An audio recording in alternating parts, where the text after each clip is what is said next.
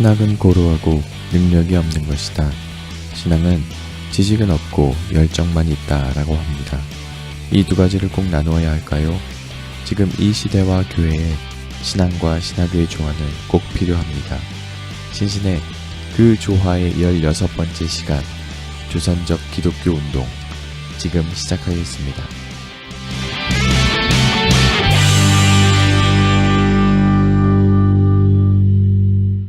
신신의 저희 한번 또 시작해 보겠습니다. 네, 안녕하세요. 전인수입니다. 네, 안녕하십니까. 현도사입니다. 네, 교수님, 저희가 저번 시간에는 왜 어떤 논쟁 이런 거에 대한 이야기를 좀 많이 해봤잖아요. 네, 장로교 분들에게 좀 관용을 촉구하는 그런 맞아요. 1등 이신이 좀 2등은 좀 안 돌봐도 되지만 3, 4등 처 밑에 계신 분들은 좀 돌봐주셨으면 좀 좋겠습니다. 이때는 조선이라고 불러야 될까요? 아니면 한국이라고 불러야 될까요? 뭐 다 괜찮은데 저는 이제 그 조선이라고 얘기하고 있어요. 왜 그러냐면 그 당시 조선이라고 불렸거든요. 네. 그래서 이제 조선이라고 부르고 있고 다른 뜻은 없습니다. 네. 그러면은 뭐 저번 시간에 저희가 나누었던 신학 논쟁을 거치면서 조선 또 신학자들이 좀 양성이 되고 그런 목회자들도 점점 이제 배출이 되었을 때 그런 생각을 좀 했었을 것 같아요. 우리 왜 미국 선교사들을 통한 예수 그리스도를 계속 만나야 되는 거지? 그리고 성경도 우리가 갖고 있으니까 꼭 미국 선교사님들을 통한 게 아니라 우리 한국만의 혹은 우리가 한번 하나님을 예수 그리스도를 한번 알아보자라는 노력이 좀 생겼을 것 같아요. 맞아요. 이제 기독교가 선교된 지 한 50년 가까이 되니까 그렇죠. 네. 이제 한국인들의 목소리가 나오기 시작한 거죠. 그래서 50년이 걸렸네요. 예, 미국 교회가 우리에게 복음을 전해준 건 맞지만 네. 미국 교회가 그렇게 모범적인 교회냐? 미국 교회의 신학이 그렇게 성서적인 신학이냐? 조금 이렇게 크고 있는 거구나. 네. 내면적인 것도 거기에 올라오고. 대해서 이제 의문을 제기한 네. 거죠. 그런데 여기서 우리가 꼭 살펴봐야 될 게 뭐냐면은 그런 생각을 갖게 된 데는 네. 일본 교회 영향이 커요. 일본 교회요? 네, 그 당시 일전 강점기였고 많은 사람들이 일본을 통해서 유학을 했다고 그랬잖아요. 네. 신학계에서도 영향이 있었거든요. 근데 일본 교회가 좀 색다른 게 뭐냐면은 처음부터 좀 독립적이었어요. 어디로부터 독립적이었나요? 그러니까 자기들에게 복음을 전해준 그 서구 교회로부터. 그러니까 서구 교회로부터 좀 독립적인 교회를 세워야 한다는 움직임이 일본 교회는 아주 초기부터 있었어요. 그래가지고 서구 교회와는 색다른 교회, 네. 아니면 서구 교회로부터 경제적 지원을 받지 않고 빨리 독립해서 일본인 스스로 교회를 해보려는 그런 것도 있었고, 네. 그 다음에 일본인 신학자들이 그때 이미 형성돼 있었어요. 그러니까 네. 우리보다 기독교도 빠르고, 네. 그 다음에 어떤 유학의 출발도 이미 빨랐기 때문에 그 당시 되면은 이제 일본에는 뭐 외국인들이 가르치거나 네. 선교사들이 가르치는 것보다는 일본인들이 이미 신학적으로 이제 성숙해 있어가지고 학생들을 가르쳤는데 그 사람들도 이제 굉장히 자기 신학을 하려고 했었죠. 지금도 좀 한국 교회가 좀 그게 부족하잖아요. 네. 그러니까 저도 한국 교회사를 공부하면서 좀 느끼는 게 뭐냐면은 한국에 네. 한국적인 신학에 대한 움직임이 많이 없어요. 그러니까 누가 이런 얘기를 하더라고요. 근데 이게 100% 제가 공감하는 건데 네. 아시아에서 신학을 얘기했을 때 네. 한국은 인도라든가 일본에 밀린다 해요. 네. 중국에도 밀리고. 그 이유가 뭐냐면 자기 신학에 대한 고민이 없는 거죠. 저 옛날에 어렸을 때 그런 얘기도 많이 들었었던 것 같아요. 일본은 교세는 한국보다 엄청 적지만 신학은 뭐 10년, 20년, 50년 앞서 있다. 뭐 이런 얘기를 제가 틀린 어렸을 말은 때도 아니에요. 들었었어요. 예, 틀린 말은 아니고 중국도 마찬가지예요. 아. 중국도 자기 신학에 대한 어떤 욕구가 강하거든요. 그거는 이제 그 공산주의, 특히 사회주의를 하죠. 사회주의가 중국 기독교를 지배하게 되면서 서구와 단절된 신학을 발전시켜 왔어요. 그러면 여기서 자기 신학이라는 거는 좀 어떻게 규정할 수 있을까요? 그러니까 뭐 이제 조선적 기독교 운동이라는 게 네. 조선적은 이제 그 당시 조선이라고 불렸기 때문에 조선적이라고 쓰는 건데 네. 오늘날로 얘기하면 한국적 기독교잖아요. 네. 그러니까 기독교가 한국화된 거죠. 그 한국화됐다는 의미는 서구 교회로부터 독립된 교회, 음. 그다음에 서구 신학과는 다른 목소리, 그런 목소리를 내는 한국적인 목소리를 담아내는 신학, 한국적인 어떤 정서와 문화를 표방하는 교회, 이런 걸 얘기하는 거죠. 그러면은 그 부분이 좀 결론적으로 성공하고 좀 부흥했나요? 아니면은 아직도 좀 약한가요? 그거는 뭐 현도사님 금방 알 수 있을 것 같은데요. 아니 한국 교회에 지금 보면은 서구에서 들어온 교회밖에 없잖아요. 그렇죠. 뭐 한번 따져봅시다. 장로교, 감리교, 성결교, 뭐 구세군, 오순절 다 이거 외부에서 들어온 거잖아요. 혹시 성결교는 우리나라 자생교단 아니에요? 그러니까, 이성봉 목사님으로부터 시작되었다고 좀 어디서 이성봉 목사님이 시작한 건 아닌데 어쨌든 그 성결교를 자생교단이라고 생각하는 사람들이 있어요. 네. 예, 그런데 그거는 저는 동의하지 않습니다. 그건 왜 그러냐면은 이렇게 얘기할 수는 있을 거예요. 한국의 성결교를 시작했다. 이건 가능할지 몰라요. 그런데 이 성결교 신학이라든가 성결교 운동이라는 게 한국에서 생긴 게 아니에요. 미국의 그 성결 운동이라는 게 있잖아요. 그 홀리니스, 홀리니스 무브먼트라는 게 있고 네. 또 일본에도 그런 성결교 운동이 있었고 거기에 영향을 받아서 한국인이 성결교를 한국에서 시작했다고 보면 모를까. 뭐 성결교가 아주 독자적으로 뭐 출발했다고 보기는 어렵습니다. 그렇긴 예, 그러면은 우리가 왜 그 미국 성결교라든가 그 일본 성결교 세계 성결 그쪽하고 한국 성결교가 왜 그 운동을 같이 하겠어요? 그렇게 설명하려면 한국에서 성결교가 다 뻗어 나가야 좀 이해가 되잖아요. 이해가 되죠. 그러면은 그 순복음도 그렇게 생각할 수 있는 건가요? 순복음은 당연히 이제 서구에서 들어온 거죠. 오순절, 미국을 중심으로 해가지고 펜타코스탈 운동이 영향을 미친 거죠. 무조건 그렇습니다. 야, 그렇게 보시면 뭐 거의 돼요. 대부분이 99%라고 보시면 돼요. 네. 그러니까 이제 결국은 제가 이제 중국 얘기도 했었는데 중국이라든가 인도라든가 일본 이런 데가 한국보다 왜 신학이 앞섰다는 평가를 받냐면은 자기들의 신학이 있는 거예요. 그런데 한국 교회는 첫 출발부터가 보수적이었고 또 선교사들의 영향이 강력했잖아요. 그리고 선교사들이 가르쳐주는 신학을 벗어나는 것은 뭔가 잘못된 거라고 생각했어요. 자기 목소리를 내는 거. 그래서 이런 신학이 형성이 안 돼 버린 거죠. 그런데 이제 일제 시대 때 미국 교회가 우리의 무조건 모범이 아니다. 미국 교회를 연구해 보니까 이거 엉터리다. 한마디로 얘기해서 성서적이지도 않다.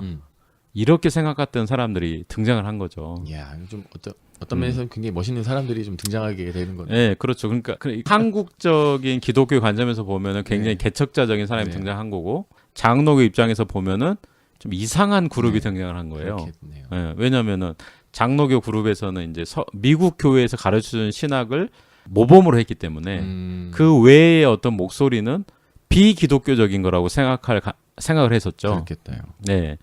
근데 이제 그 대표적인 사람이 뭐 이제 이용도 목사라든가 김교신, 그다음 최태용 목사, 이제 김인서 장로라고 할 수가 있는데 이용도 목사는 우리가 지난번에 부흥사 설명할 때 얘기를 했었잖아요. 네, 맞습니다. 근데 이용도 목사님은 이제 감리교 출신인데 이분이 좀 한국적 영성을 많이 추구했어요.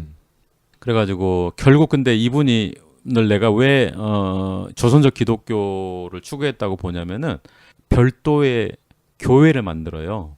별도의 교회. 그러니까 그거는 어떤 교회냐면은 서구 교회하고 연결이 전혀 안 되고 선교사도 없고 한국인으로만 조직된 교회. 네네. 예, 그게 바로 예수교회라는 겁니다. 근데 예수교회 어떻게 들어봤어요? 예수교회요? 예, 아니, 안 들어봤죠. 네. 그러니까 한국적 기독교 운동이 힘이 없는 거죠. 예. 그러니까 한국적 기독교 운동은 제가 보기에는 그 당시 일제시대 때 가장 강렬했고 오히려 지금은 퇴색해버린 운동이라고 볼 수가 있어요. 혹시 예수교회는 후계 양성은 없었다가 한 대 딱 끝난 거예요? 그러니까 이게 이제 예수교의 중심이 오늘로 얘기하면은 평양이라든가 원산, 북한 쪽에 많았어요. 근데 6.25 전쟁이 터지면서 그렇겠다요. 그 북쪽에 있었던 교세를 다 잃어버린 거죠.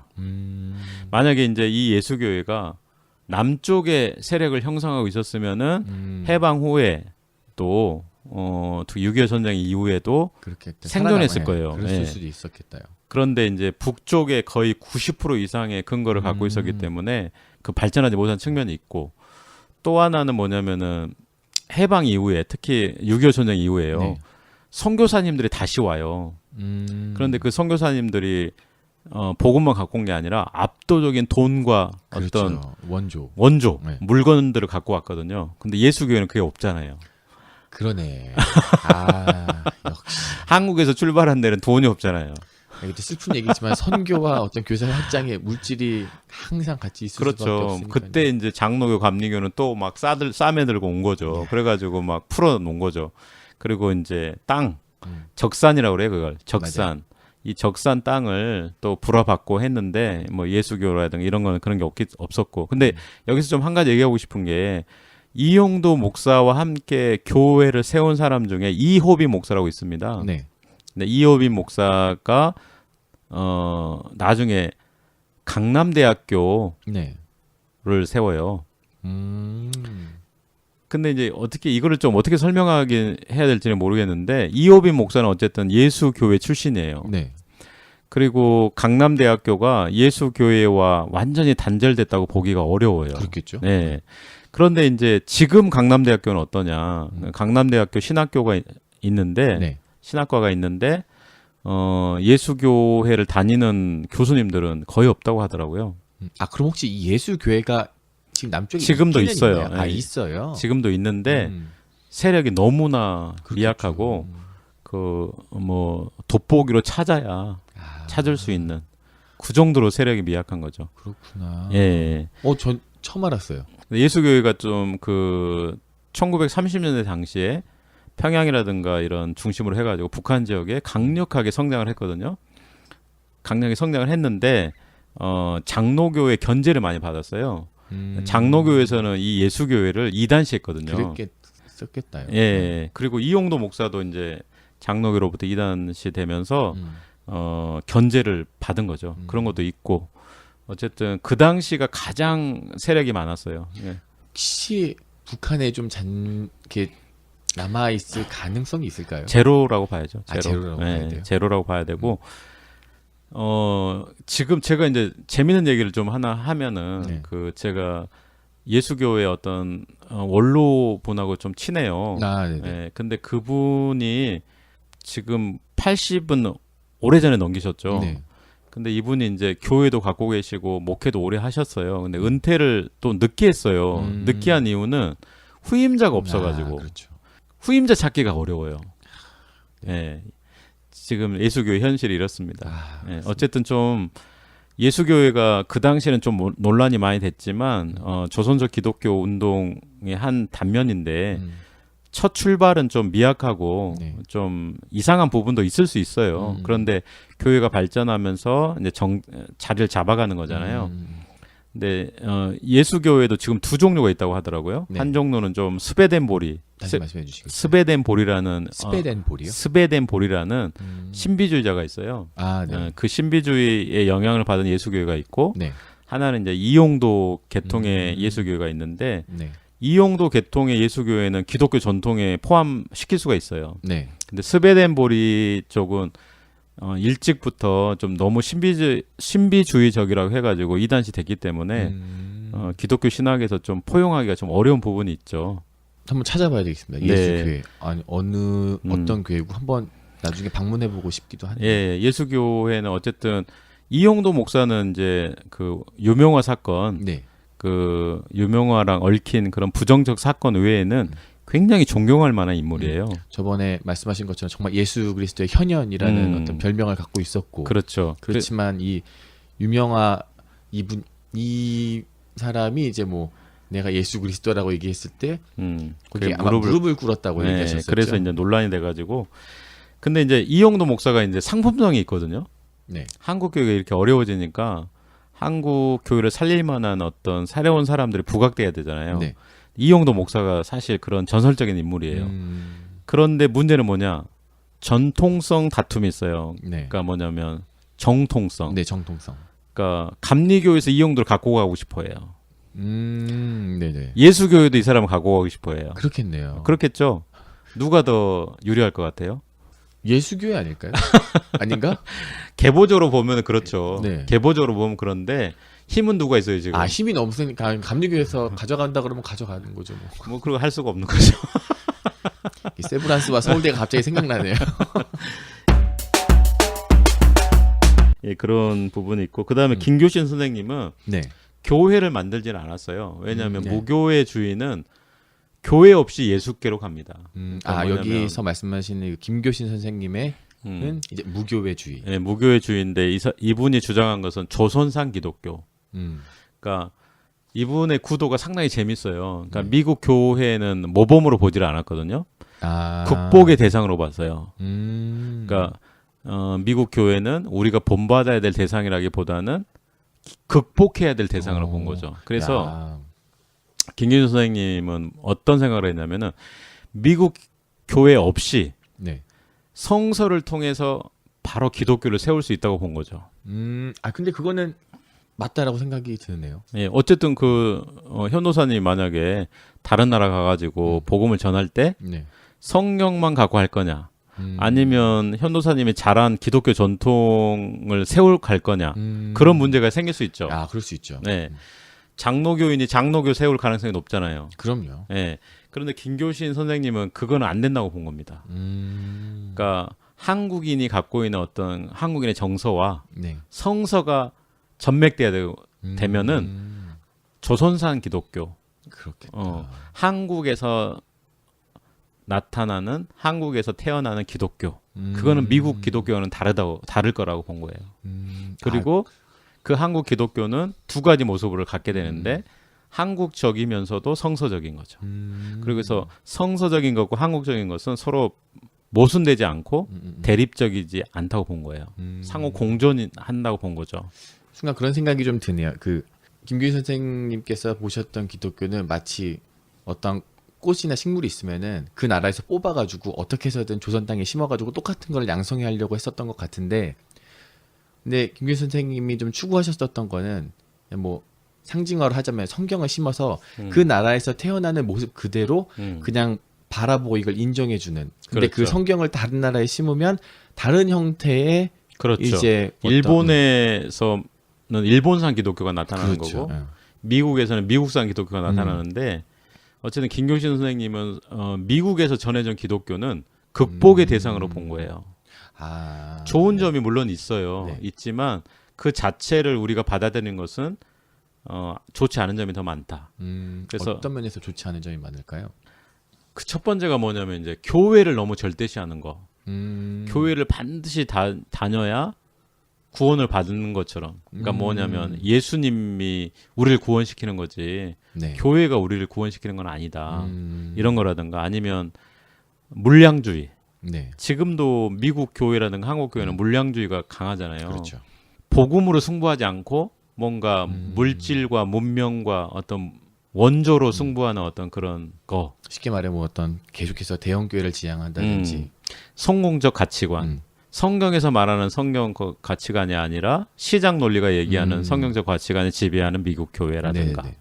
뭐 굉장히 많은 얘기를 해요. 그렇죠. 그다음에 복음을 전하는 데 있어서 월급 받는 목회자들. 거기에 대해서도 별로 좋아하지 않았어요. 왜냐하면 바울처럼 선교해야 된다고 본 거죠.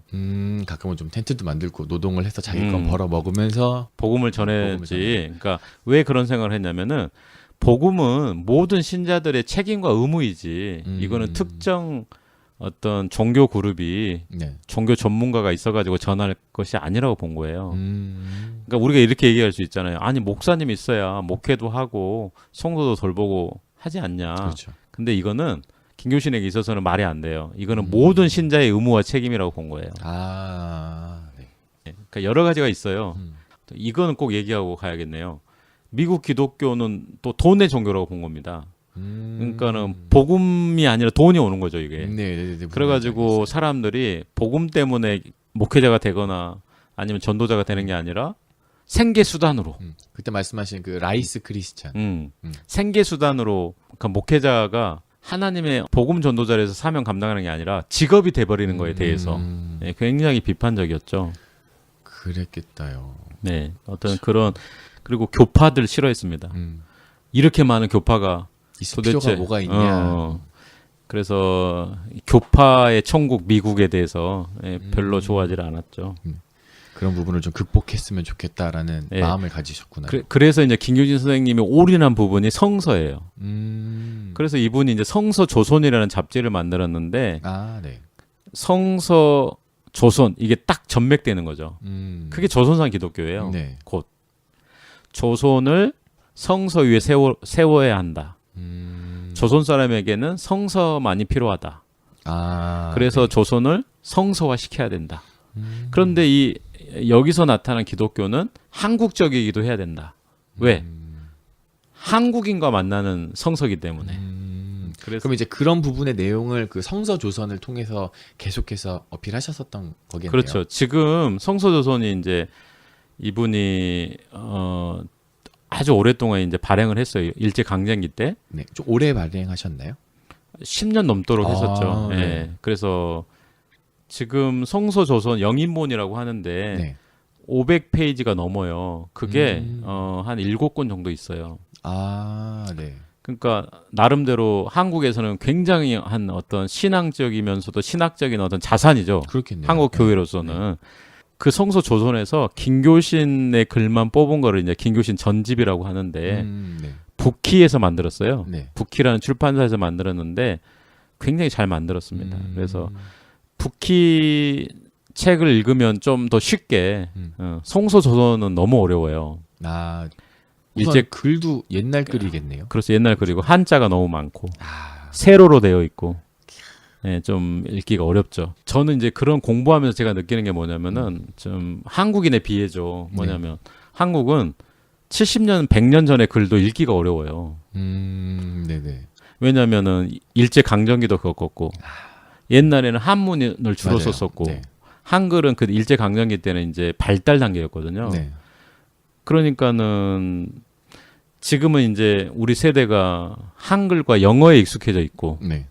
근데 100년 전에 그런 한문이 대부분이고 그렇죠. 한글도 옛날 한글이고 그래서 저는 그래서 이 팟캐스트를 들으시는 분은 좀 한문 공부 좀 열심히 했으면 좋겠어요. 아니 진짜 너무 뻔뻔한 것 같아요 우리가. 그러니까 뭐 예를 들면 주변에 한문이 있어도 맞아요. 너무 당당한 거죠 못 읽어도. 그래도 다행인 거는 예전에 저 어렸을 때만 해도 신문에 한문이 있었던 걸로 기억해요. 근데 이제 어느 날부터 이제 한문이 사라지게 되고. 네, 사라지는데 저는 좀 아쉬워요. 뭐냐면 우리가 이제 그 문화재를 봤을 때 아니면 사찰에 갔을 때 아, 그렇죠. 한문이 있는데 못 읽는 못 거를 읽죠. 너무 당당해하는 거죠. 맞아요. 영어 못 읽는 건 되게 창피해하는데 맞아요. 그거는 좀 문제인 것 같아요. 그 우리 5,000년 한국인의 문화유산을 간직해온 글이 네. 한문이었는데 좀 그래서 저는 한문 공부 되게 중요하게 생각합니다. 아, 네. 공부할 게 참 많네요. 끝이 없죠, 뭐. 네, 공부란 진짜 끝이 네, 없는 것 끝이 같습니다. 없죠. 예.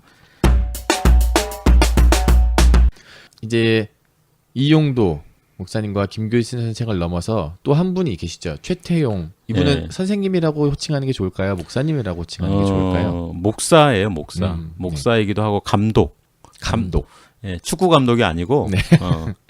그 저희가 감독 말하는 있잖아요. 감리교회 그 감독. 네. 비숍. 네. 그런 건데 이분은 이제 복음교회라는 교단을 세우거든요. 네. 이 복음교회도 한국인 스스로 세운 외국 선교사와 전혀 관계없는 교회입니다.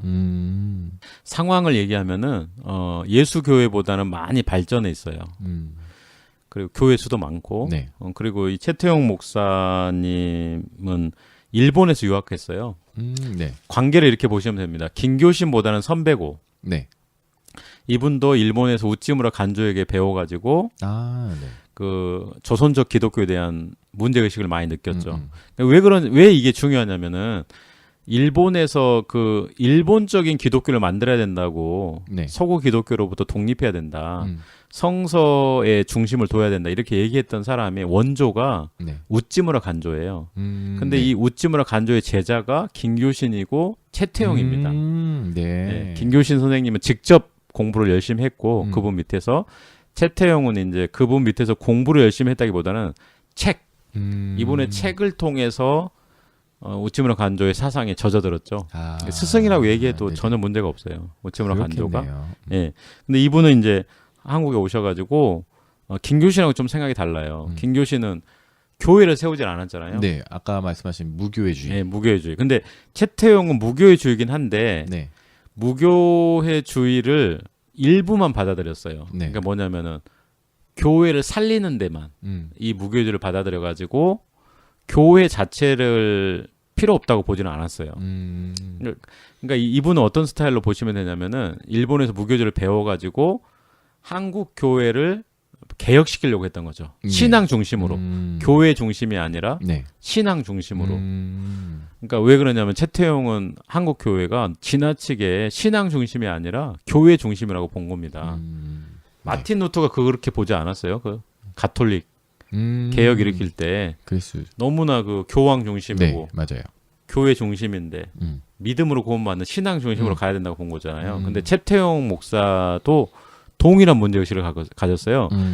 프로테스탄트가 이미 가톨릭화 됐다는 거죠. 그래서 이미 신앙 중심이 아니라 교회 중심인 한국 교회 이거를 개혁하려면 무교회주의가 필요하다. 그래서 무교회주의를 통해서 교회를 신앙 중심으로 다시 되돌리고 싶었는데 김교신과 채태용의 다른 점은 뭐냐면은 김교신은 교회에 들어갈 생각도 없었고 네. 교회를 세울 생각도 없었지만 네. 채태용 목사는 늘 중심이 교회 개혁에 있었기 때문에 그렇게 주장을 한 거예요. 그런데 다른 장로교라든가 이런 데서 채태용을 오히려 이단시하는 겁니다. 그러니까 채태용이 어떻게 결론을 어떻게 내냐면 그러면 내가 교회에 이런 목소리를 내는데 나를 개혁자가 아니라 이단시 한다면 나는 새로운 교회를 만들겠다. 그 교회가 이제 복음교회가 되는 거죠. 그래서 어쨌든 이제 복음교회의 역사적 의의는 뭐냐면은 한국인이 세웠다는 거죠. 그러네요. 그리고 지금까지도 명맥이 유지되고 있고 그다음에 이제 교회 협의회라고 네. KNCC라는 이제 그 교회 연합 기구가 있어요. 네. 그 연합 기구의 주요 멤버로 아직 활동하고 있습니다. 뭐랄까 교회가 적은 수긴 하지만 예수 교회도 지금까지 몇 군데 있다고 하고 그 복음 교회도 몇 군데가 있다고 하셨는데, 그러니까 후임이 좀 지금까지도 어떻게 해서 명맥을 이어가고 있는 거잖아요. 그렇죠. 그러면 김교신 선생님의 어떤 그렇게 이어가는 거는 없을까요? 그러니까 좋은 질문이에요. 네. 현도사님 요즘 이제 갈수록 아 이제 그렇습니까? 네, 뭐 이렇게 수준이 보통 수준이 아니네요. 이렇게 다행입니다. 콕콕 찔러서 청자들이 이렇게 궁금해하는 거를 이제 말씀해 주시는 것 같은데, 그러니까 여기서 이제 그 핵심적인 질문일 수밖에 없죠. 네. 왜 그러냐면은 교회라는 공동체를 만들기를 원하지 않았잖아요. 네. 교회 들어가기도 원하지 않았고, 그러면은 이거를 어떻게 명맥을 유지할 거냐, 그렇죠. 이제 그런 문제가 생기잖아요. 근데 여기서 우리가 구분해야 될 게 뭐냐면은 무교회주의자들은요 교회를 부인하지를 않아요. 그러니까 뭐냐면은 교회가 반드시 장로도 있어야 되고 집사도 있어야 되고 목회자가 있어야 된다는 그 조직 교회를 부인하는 거예요. 예. 교회는 있어야 된다고 보는 거죠. 네. 성서가 말하는 그 교회, 에클레시아. 네. 조직이 아니라 그 모임. 예수님을 믿는 신앙 공동체는 무조건 있어야 되는 거예요. 무교회도 그래서 우찌무라 간조도 그렇고 김교신도 그렇고 목숨처럼 했던 게 그 성서 집회였어요. 네. 평생을 합니다. 그러니까 목사님들보다 더 바빠요, 주일이. 그 우찌무라 간조라 김교신 선생님은 왜냐하면 자기들만의 공동체가 있어요. 그거를 이제 성서 집회라고 불러요. 아, 네, 무슨 말인지 알겠어요. 예, 성서 공부 모임이 계속 있는 거죠. 네. 그게 곧 교회죠. 그렇죠. 그런데 이제 차이점이 뭐냐면은 목회자가 없어요. 장로도 없고 집사도 없고 조직이 없는 거죠. 그러니까 이렇게 보시면 돼요. 조직과 제도가 없는 성서가 말하는 에클레시아, 그 교회를 지향한 겁니다. 그냥 예수님을 믿는 사람들이 모이는 그런 공동체는 정말로 필요하지만 조직이 돼 있고 뭐가 만들어야 되고 장로는 몇 명이 있어야 되고 이러한 어떤 조직적 교회는 없어야 된다는 아니겠지만 그렇게까지 반드시 필요한 건 아니다. 필요한 것은 아니다. 왜냐면은 무교회주의는 교회는 필요 없어. 약간 개인적인 신앙만을 추구하는 이런 거라고 생각할 수가 있거든요. 있죠. 그렇죠. 그러니까 무교회를 어떻게 보시면 되냐면은 조직교회와 제도교회 없이 성서로 공부한 예수님을 믿는 사람들이에요. 사람이 아니라. 네네네. 이 사람들은 주일마다 자기들만의 집회를 가져요. 근데 공통점이 뭐냐면 다 평신도라는 거죠. 그러면 말씀을 전하는 사람은 있는데 네. 그분도 평신도입니다. 네. 그러니까 아까도 제가 얘기했잖아요. 복음을 전하고 말씀을 연구하고 사람들에게 어떤 신방을 하고 이런 게 큰 전문가가 필요한 게 아니다. 목회자 한 명한테만 뭔가 전가시킬 일은 아니다. 이거는 우리 모든 기독교인들의 의무와 책임이고 네. 복음을 받은 사람들의 당연한 어떤 기쁨의 어떤 반응이다. 이렇게 보는 거죠. 그래서 지금도 이제 그 김교신 선생님의 어떤 그 성서 집회가 다른 제자들, 네. 그 다음에 다른 우찌무라의 제자라든가 다른 김교신이라든 선생님의 제자라든가 아니면 김교신 선생님의 동료들 이런 사람들의 어떤 후손들, 후계자들, 네. 제자들에 의해서 지금도 지속되고 있어요. 아, 그렇습니까? 네. 그러면 그런 정보를 좀 어디서 저희는 한번 얻을 수 있나요? 뭐 그러니까 인터넷에서 뭘 치면은 이런 관련된 자료들이 나옵니다라는 걸 좀 그러니까 알려주실 이제 수 무교회가 있나요? 이제 조직화되지 않았기 때문에 네. 그 인터넷에서 찾기는 좀 어려울 것 같고 아, 그러세요? 가까운 곳에서 좀 무교회 신자들이라든가 이제 이런 정보를 얻으셔가지고 집회가 곳곳에 있어요. 아, 그래요? 예, 많지는 않지만 여기 그 마포구에도 있어요. 승산동에. 오. 네, 거기도 그 참여할 수가 있고 그 다음에 이분들의 특징이 김교신 선생처럼 지금도 잡지를 계속 발행해요. 우찌무라 간조도 그렇고 네. 김교신 선생님도 그렇고 늘 잡지를 발행했어요. 그래가지고 그 잡지를 발행하는 전통이 지금도 무교회주의자들에게 있고 그 모임을 이끄는 사람들은 네. 보통 잡지 하나씩을 발행해요. 아. 네, 자기가 이제 죽기 전까지. 그리고 죽으면 폐간되는 겁니다. 아. 그리고 다른 사람이 다른 잡지를 또 만드는 거예요. 그래서 모임과 잡지가 이 무교의 특징이죠. 약간 특징이구나요. 네. 그러니까 이제 그 한국적 기독교를 추구하는 사람들의 특징은 소규모예요. 그렇겠죠. 네, 그리고 주류가 아니고. 그래서 주류 기독교인들, 소위 이제 장감성 이런 사람들이 복음교회, 예수교회, 무교회 들으면은 너무 생소해서 그렇죠. 네. 잘못하면 뭐 이단 아니야? 맞아요, 네, 맞아요. 이렇게 얘기할 수가 있는데 다르다는 거를 잘 받아들이게 하는 목적이 바로 이 팟캐스트의 목적 그렇죠. 아닙니까? 저희가 아까 계속 얘기하고 있잖아요. 네. 다양한 거를 좀 들어달라. 네, 기독교는 그렇게 단순한 게 아니다. 맞습니다. 네, 기독교 성서는 2000년 동안 세계 전역의 사람들에 의해서 해석돼 왔잖아요. 네. 그리고 다양한 전통에서 기독교 문화가 꽃을 피웠기 때문에 네. 하나의 목소리만 낼 수가 없는 거죠. 그리고 그럴 것 같습니다. 우리가 복음의 정수만 간직하고 있다면 다른 기독교 전통에도 귀 기울일 수 있는 그런 폭넓은 신앙의 자세가 좀 필요한 것 같고요. 마지막으로 얘기할 사람이 이제 김인서 장로예요. 네. 이 김인서 장로는 여기서 좀 정리할 게 뭐냐면은 이 김인서 장로는 조선적 기독교 운동에 포함시키기가 좀 애매한 부분도 있긴 있어요. 네. 그건 왜 그러냐면은 이분은 장로교인인데 네. 죽을 때까지 장로교인으로 남았습니다. 독자적인 교회를 만들지는 않았어요. 네. 그러니까 다른 조선족 기독교 운동하는 사람하고 달라요. 그렇겠네요. 네. 그런데 왜 이분을 조선족 기독교 운동에 포함시켰냐면은 이분은 이런 거예요. 우리가 미국 선교사들과의 관계를 가져야 되지만 네. 저 사람들에게 계속 도움을 받는 거, 음. 경제적인 지원을 받는 거, 정치적인 어떤 영향력을 받는 거는 안 된다고 본 거예요. 자립해야 된다. 네. 그러니까 장로교지만 자립한 장로교를 갖기를 원했고, 네. 그 다음에 이분은 장로교 전통을 존중했어요. 그럼에도 불구하고 우리 조선인 자신만의 신학은 또 필요하다고 본 거죠. 네. 그러니까 좀 색다른데 완전히 조선적 기독교 운동에 포함되지는 않지만 일반 장로교 신자들하고는 또 달라요. 그 전에 저희가 얘기했었던 네비우스 정책의 어떤 성공 사례가 될 수 있을 것 같아요. 자립해야 되고 아닌가? 근데 그것도 맞아요. 네. 맞는데 그 네비우스에서 얘기하지 않는 게 뭐냐면은 삼자를 얘기했잖아요. 네.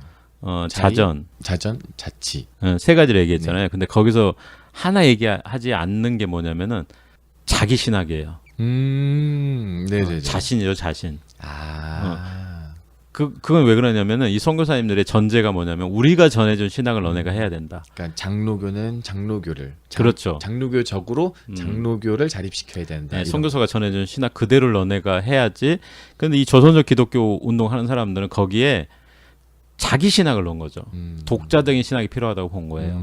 근데 이 김인서 장로님은 장로교 신학은 목숨을 바쳐서 존경했습니다. 네. 그렇지만 성서를 통해서 조선인만의 신학도 있어야 된다고 본 거죠. 그러니까 또 일반적인 장로교 신자들과 반드시 같지가 않았어요. 그렇게. 네.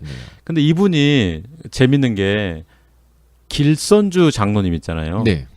나중에 목사가 되고 네. 이제 부흥운동의 어떤 화신이 되잖아요. 근데 이분의 신학을 자기가 지향하는 어떤 조선적 신학으로 본 거예요. 네.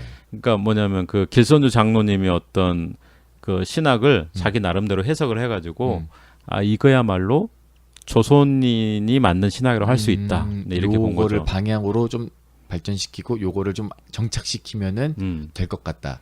그러니까 자기가 보기에는 이제 길선주의 신학은 조선 신학을 평가할 수 있다. 네, 이렇게 본 거죠. 이 김인서 장로님도 부흥사로 유명해요. 네. 그 일제 시대 때도 그랬지만 이후에도 전설적인 어떤 부흥사로 남는데 네. 뭐 길선주 목사나 이영도 목사나 김익도 목사 같은 급은 아닙니다. 아니지만 부흥사로서요. 아니지만 그 폭넓은 신앙을 가지고 한국 교회를 이렇게 관찰했던 뛰어난 목회자예요. 나중에 목사가 됩니다. 나중에 또 목사님이 네. 되시고. 제가 이제 그 조선적 기독교를 중요하게 생각하는 이유가 뭐냐면은 한국의 한국적인 신학이 필요하다. 네. 그런데 그 한국적인 신학이라는 거는 반드시 성서적이어야 된다. 그리고 사도적이어야 된다. 왜냐하면 예수님의 제자들이 우리에게 전해준 그 신앙 전통에 반드시 서 있어야 되고 네. 그런데 우리가 반드시 필요한 부분은 뭐냐면 거기에는 우리는 미국인도 아니고 그렇죠. 우리는 독일 사람도 아니기 때문에 네. 거기에는 한국인의 정신과 혼 문화가 담겨야 된다는 거죠. 많은 사람들이 그런 얘기 하잖아요. 그 프로테스탄트는 독일적이다. 뭐 루터가 독일 사람이었는데 거기에는 독일의 정신도 들어있다. 뭐 이렇게 말하듯이. 근데 이 프로테스탄트는 굉장히 성서적이잖아요. 그렇죠. 그러니까는 한국에서 그런 신학이 출현하지 말란 법이 없잖아요. 그럼요. 예. 그냥 독일이 먼저 했을 뿐이지. 그렇죠. 성서는 같은 거를 갖고 있으니 여기서도 출발할 수 있다라는 당연히 그런 생각을 할 수 있죠. 예, 그러니까 뭐 꼭 교회를 기와집으로 짓지 않고도 그 다음에 뭐 찬송가를 뭐 민요풍을 하지 않고도 이 신학 자체를 성서적인 어떤 한국 사람이 성서적인 신학을 드러내면은요, 그건 한국적 신학이 되는 거예요. 근데 그런 거를 다시 찾아내고 그런 부분을 발전시키는 게 사실 굉장히 어려운 작업인 것 같기는 해요. 굉장히 어렵죠. 근데 이제 그런데 문제가 뭐냐면은 세계 각국에는 그런 신학들이 등장을 한다는 거예요. 한국 교회는 그런 신학이 잘 등장하지 않는다는 게 문제인 거죠.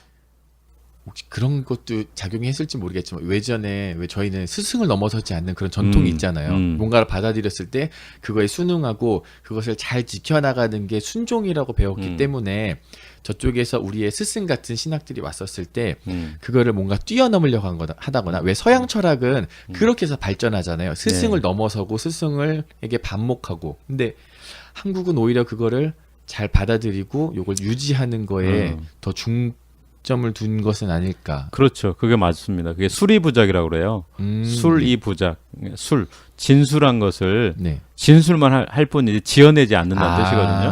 나는 네. 받은 것을 그대로 내 시대에 다시 써서 내 후손들에게 전해줄 뿐이지 네. 새로운 걸 창조하지 않는다. 이게 이제 술이부작 전통인데 그걸 나쁜 말로 얘기하면 뭔지 아세요?